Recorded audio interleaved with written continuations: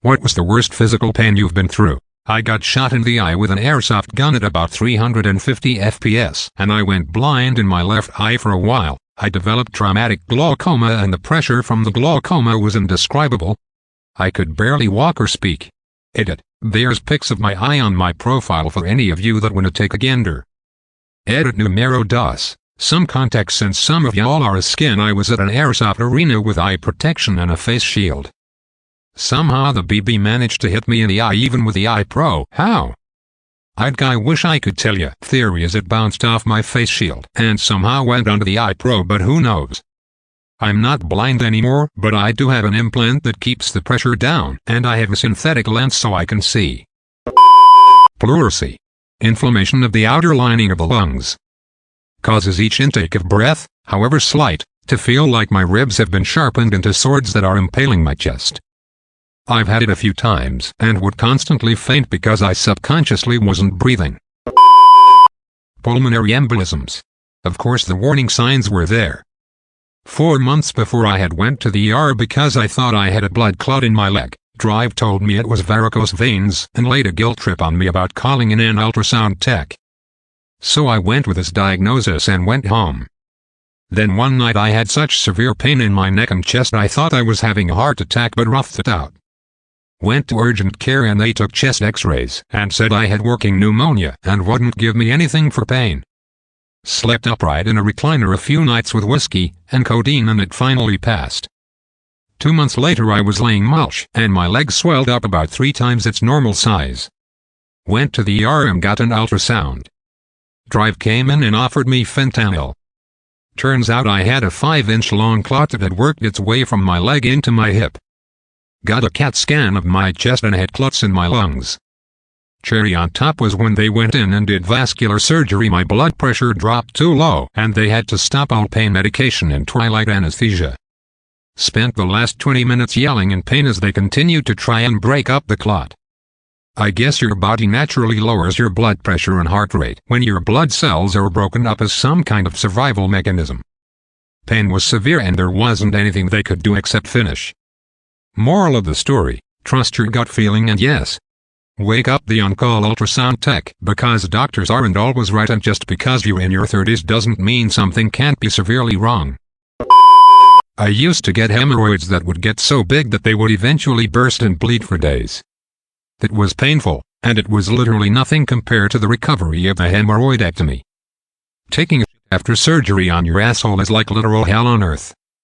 Fun fact: opiates cause constipation, so that's a super fun rope to balance on.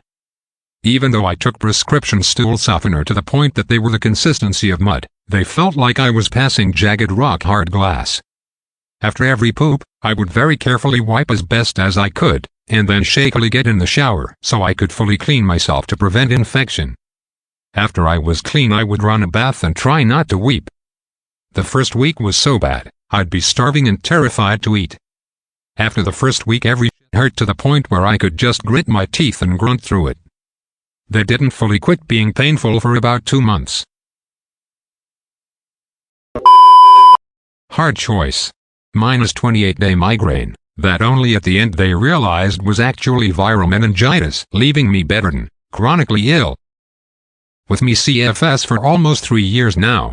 Yay, minus 40+ hour induction for my premature baby who was sure he was not ready to come out. So had a C-section. With an anesthesiologist who didn't hook up my epidural. That wore off mid-surgery, then the recovery from all that have failed between a semi and a loading dock, left leg first. Got pulled out and the adrenaline was high, so I kept working for 8 hours.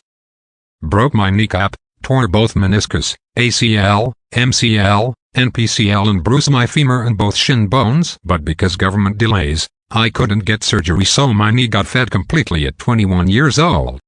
Couldn't even walk for 9 months. When I was a teenager I had an ear infection. The antibiotics I was prescribed weren't helping, but I was told to man up and give it a week.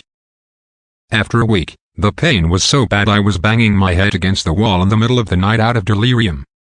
Parents woke up, saw my whole side of my head was swollen and took me to ER. There they diagnosed me with a case of mastoiditis.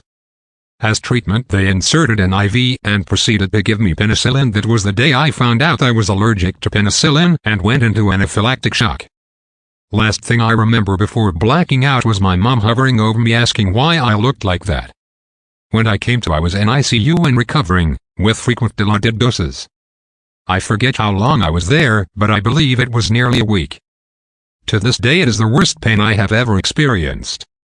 Still have pain in that ear every now and then, and I'm so scared to get water or anything in that ear when swimming or showering. For 20 plus years I've been babying that ear, lol. I got a staph infection in my ankle joint. It hurt so bad I couldn't breathe out without screaming. So I went to the ER. The doctor took one look and said, "This is bad." Then she took a 100cc syringe with a big fat needle on the end, and without giving me any pain meds or anything, she said, "This is going to hurt," and plunged the needle with all of her force, straight into the middle of my ankle joint, pulled back the syringe plunger, and as if filled with yellowish pink pus, she said, "This is really bad." Then she pulled out the needle, flipped my ankle over, got a new syringe, cut back her arm, and plunged it straight into the center of the other side of my ankle, as deep as it would go. Again, syringe full of pus, and said, "You're going into surgery in 30 minutes. Luckily, after 6 months, I found the doctor who sucked the pus from my ankle and did the ankle surgery, to tell her thank you and that I was able to walk pain-free for the first time in years. She told me she was amazed I could walk at all. She said I was lucky they didn't have to amputate my foot. That hurt pretty bad. But not anywhere near as bad as WD from a long, serious opiate habit. That kind of pain is indescribable. It was like burning to death in a bonfire for 24 hours, then it lessened slightly for a few days, then months of subtle horror while I learned to eat, sleep, function, and deal with normal life again. Then a solid year of the worst crippling depression and stillidation. Opiate WD doesn't only last 3 days. That being said, it's over now. And nothing really that bad anymore. Surprisingly, healing post-tonsillectomy. I always thought it was supposed to be an easy surgery where you just chilled and ate ice cream for a week. Instead, it was 2 weeks of feeling like I was swallowing glass anytime I needed to eat, drink, or swallow. The pain was so bad once I hit the cauterized scab splitting open stage, I didn't sleep for 3 days. I hallucinated several times. The worst was probably when I was alone in my room, and felt the end of my bed compress like someone had just sat down. I live alone, and my cat was asleep next to me. That happened twice the same night. Later, I woke up standing in the hallway. I have no memory of how I got there. I saw lights flashing from underneath the blanket on my bed, like it was draped over the headlights of a car. I lost numerous chunks of time. The worst was when I was watching a movie in the early afternoon. The sun was out and I was sitting on my couch in the living room. I leaned forward to reach for the glass of water on the table in front of me. I closed my eyes a moment to blink, but when I opened my eyes it was nighttime and dark in my apartment. I was sitting up in bed with my hand outstretched in front of me. I must have lost 5 or 6 hours. I felt straight up haunted. Several other unpleasant things happened, but overall it was 2 weeks of misery. I had very large tonsils, so I am guessing my healing was difficult due to having a large surface area of flesh that got cauterized. I'm not going to pretend this touches what other people have dealt with, but for reference, I snapped my ulna and had it cross over my radius and pop out the other side of my arm. I would gladly do that 10 times over having to endure that surgery again. A few months ago I woke up in the middle of the night from excruciating pain in my neck. I couldn't move it at all. I managed to wake my partner and I told him what was happening. He got up and tried to see what the problem was, but there wasn't much that he could do other than give me some pain meds. I could barely get them down because I couldn't even sit up. Every time I tried to move, or even speak, my neck would go into severe spasms. We waited till the morning, and with the help of 2 people I was placed into the car and taken to the emergency room. I was given multiple doses of morphine. The doctor concluded that I had Q fever and that was what was causing the spasms. However, I still find that very hard to believe.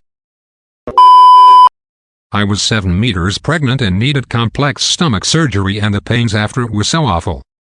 As my belly got bigger, my scar stretched and stretched, and I thought I was going to explode. I still get stabbing muscle pains from this injury, deep inside my abdomen.